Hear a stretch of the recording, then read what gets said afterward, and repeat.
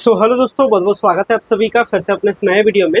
और एक्चुअली थोड़ा सा कुछ टेक्निकल प्रॉब्लम हो चुका था जिसके कारण से प्रॉपर आपको वीडियोस दे नहीं पा रहा हूँ। तो अभी फ़िलहाल में भी टेक्निकल प्रॉब्लम है, लेकिन अभी आपके लिए वीडियो देना बहुत ज़रूरी था। तो फाइनली आज के इस वीडियो में हम लोग जानने वाले हैं कि जो पाटलिपुत्र यूनिवर्सिटी का जो वोकेशनल कोर्स है, जिसके एडमिशन्स को लेकर के जो फर्स्ट मेरिट लिस्ट है, उसमें कई सारे सवाल उठ रहे हैं। जैसे आपको मनपसंद कॉलेज नहीं मिला है तो कॉलेज कैसे चेंज करेंगे, अगर आपका नाम आ गया मनपसंद कॉलेज में तो उसमें एडमिशन कैसे लेना है, अगर आपका कोई डॉक्यूमेंट नहीं है, सीएलसी नहीं है या फिर 12th का मार्कशीट नहीं है, कुछ भी अगर प्रॉब्लम है तो आपका एडमिशन कैसे होगा। इस प्रकार के कई सारे प्रॉब्लम हैं। और अगर आपका सिलेक्शन आपके मनपसंद कॉलेज में नहीं हुआ है तो सिलेक्शन करके कैसे एडमिशन आपको लेना है, सारी इन्फॉर्मेशन इस वीडियो में जानेंगे। सो गाइस, अगर चैनल पे पहली बार विजिट किया चैनल को जरूर सब्सक्राइब कीजिएगा ताकि इस तरीके के सारे इन्फॉर्मेटिव अपडेट आपको मिल सके। अभी मैं फिलहाल कहाँ हूँ, पाटलिपुत्र यूनिवर्सिटी के पोर्टल पे हूँ। और पाटलिपुत्र यूनिवर्सिटी के पोर्टल पे आने के बाद मैं चलता हूँ इसके एडमिशन पोर्टल पे। एडमिशन पोर्टल पे चलने के बाद ये रहा इसका एडमिशन पोर्टल। और एडमिशन पोर्टल पे जो फर्स्ट मेरिट लिस्ट है उसका ये अपडेट आपको दिख भी रहा होगा, UG vocational merit list first और ऑफर लेटर कैंडिडेट का अवेलेबल है। तो सबसे पहली बात कर लेते हैं, फर्स्ट मेरिट लिस्ट जब आया तो फर्स्ट मेरिट लिस्ट आने के बाद एडमिशन लेने का जो लास्ट डेट है वो 24 अगस्त तक है, यानी 24 अगस्त तक है।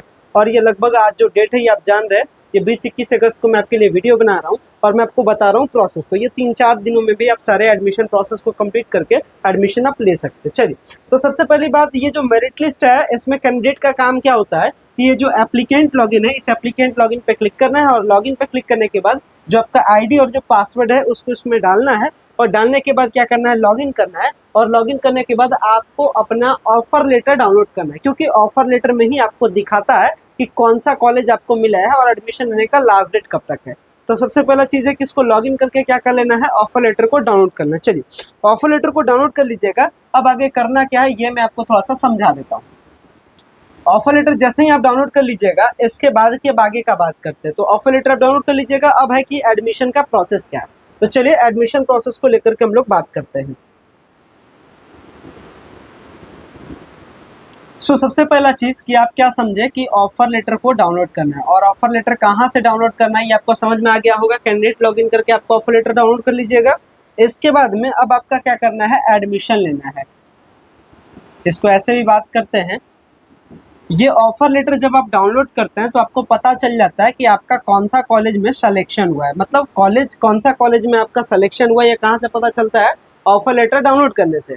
तो ऑफर लेटर डाउनलोड कर लीजिएगा। ऑफर लेटर डाउनलोड करने के बाद जब आपको पता चल गया कि आपका, मान लेते हैं फॉर सपोज आपने चेक किया कि आपका सिलेक्शन है एएन कॉलेज में, ठीक है, एक एग्जाम्पल के तौर पर कि आपका सिलेक्शन हुआ है एएन कॉलेज में, यानी अब आपका काम क्या है कि अब आपको एएन कॉलेज में जाकर के एडमिशन लेना है। मतलब जाकर के ये नहीं कर सकते, ऐसे कर सकते हैं, मतलब जिस भी कॉलेज में हुआ है अब आपका काम है उस कॉलेज में एडमिशन लेना। तो पाटलिपुत्रा का जितना भी सारा कॉलेज है, लगभग सारे कॉलेज में जो एडमिशन का प्रोसेस है ये ऑनलाइन है। मतलब उस कॉलेज की वेबसाइट पर जाइए, सारा एडमिशन का फॉर्म भरिए और फॉर्म जैसा ही भर करके सबमिट करते हैं फिर वहीं पे आप पेमेंट कर दीजिए, आपका एडमिशन हो गया। मतलब जैसा ही आपका ऑफर लेटर आता है तो दूसरा स्टेज में है एडमिशन लेना, और एडमिशन ऑनलाइन होता है। चाहे एएन कॉलेज का हो या कॉलेज ऑफ कॉमर्स का हो, जिस भी कॉलेज में आपका सिलेक्शन हुआ है आप उस कॉलेज की वेबसाइट पर जाइए और ऑनलाइन एडमिशन लीजिए, याद रखिएगा। और जितने भी सारे कॉलेज है जैसे AN college, college of commerce, BD, TPS, लगभग यूट्यूब पे मैंने लगभग सारे कॉलेज का वीडियो बनाया है कि कैसे एएन कॉलेज की वेबसाइट पर एडमिशन ले, कैसे कॉलेज ऑफ कॉमर्स की साइट पर एडमिशन ले, तो वो एक बार आप सर्च कर लीजिए, ठीक है।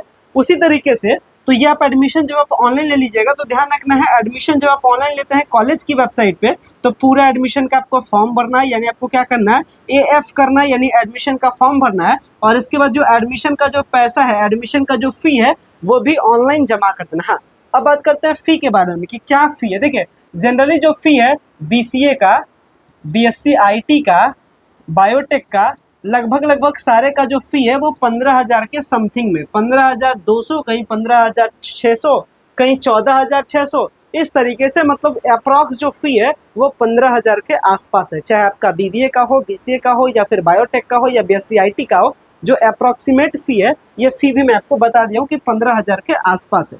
तो सबसे पहला स्टेज में आप क्या कीजिएगा, पहले आप फटाफट अपना लॉगिन करके देख लीजिए किस कॉलेज से, मतलब किस कॉलेज का आपको ऑफर लेटर है। दूसरा स्टेज में उस कॉलेज की वेबसाइट पर जाकर के एडमिशन लीजिए। तीसरा स्टेप में उसका एडमिशन का पैसा वहीं पे भर दीजिए। और इसके बाद में सारे पेपर, जैसे ही पूरा प्रोसेस कीजिएगा तो जितना भी सारा पेपर है, यानी जब जब आप कॉलेज की पोर्टल पे ऑनलाइन एडमिशन लेते हैं, फिर सारा पेपर निकाल करके क्या कर देना है, उस कॉलेज के काउंटर पे जाकर के, उस कॉलेज के डिपार्टमेंट में जाकर के क्या कर देना है, पेपर आपको जमा कर देना है। तो ये पूरा प्रोसेस होता है एडमिशन्स को लेकर के। चलिए अब बात करते हैं, ये तो पहले सवाल का जवाब था कि भाई जिनका सिलेक्शन हुआ है और जिनको कॉलेज पसंद है उनको आगे करना क्या है। अब बात उनके लिए करते हैं कि जिनका सिलेक्शन तो हुआ है। मान लेते हैं आप फॉर्म भरने के टाइम में 3 कॉलेज का नाम दिए। सबसे पहले आप नाम दिए एएन कॉलेज, दूसरा नाम दिए कॉलेज ऑफ कॉमर्स और तीसरा नाम दिए बीडी कॉलेज।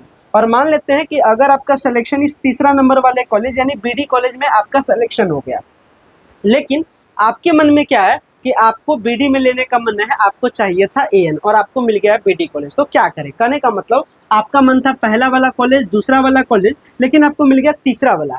तो वैसे सिचुएशन में पाटलिपुत्रा जो सिस्टम करती है कॉलेज बदलने का, इसको हम लोग कहते हैं स्लाइड अप प्रोसेस। क्या कहते हैं? Slide up process. और जो पाटलिपुत्रा का जो स्लाइड अप प्रोसेस है वो ऑटो है, ऑटो स्लाइड अप प्रोसेस है, यानी स्वतः ये जो स्लाइड अप की प्रक्रिया है, इसका मतलब ये होता है कि आपको मान लेते हैं कि आपने फॉर्म भरा 3 कॉलेज का, मैं एक एग्जांपल दिया हूँ कि आप फॉर्म भरने के टाइम में 3 कॉलेज का नाम डालें, आपको तीसरा वाला कॉलेज दिया गया लेकिन ये आपको पसंद है नहीं। वैसे सिचुएशन में स्टूडेंट को कहा जाता है कि अगर आपको पसंद का कॉलेज नहीं मिला है तो आप एडमिशन नहीं लीजिए। जब सेकंड लिस्ट बनाया जाएगा तो जानते हैं सेकंड लिस्ट बनाने मतलब जब सेकंड लिस्ट आएगा तो ये बनाने का काम कौन करेगा? कोई आदमी तो करने वाला है नहीं, कौन काम करेगा? कंप्यूटर करेगा। और कंप्यूटर में सॉफ्टवेयर सेट कर दिया जाता है कि अगर किसी स्टूडेंट को पहला कॉलेज ना मिले, मतलब जो फर्स्ट कॉलेज है, अगर वो फर्स्ट कॉलेज ना मिले, दूसरा तीसरा चौथा कोई भी मिल जाए और अगर वो एडमिशन नहीं लेता है तो कॉलेज वाला समझता है, मतलब यूनिवर्सिटी वाले समझते हैं कि बच्चा को ये कॉलेज पसंद है, इसका मतलब बच्चा कॉलेज बदलना चाहता है।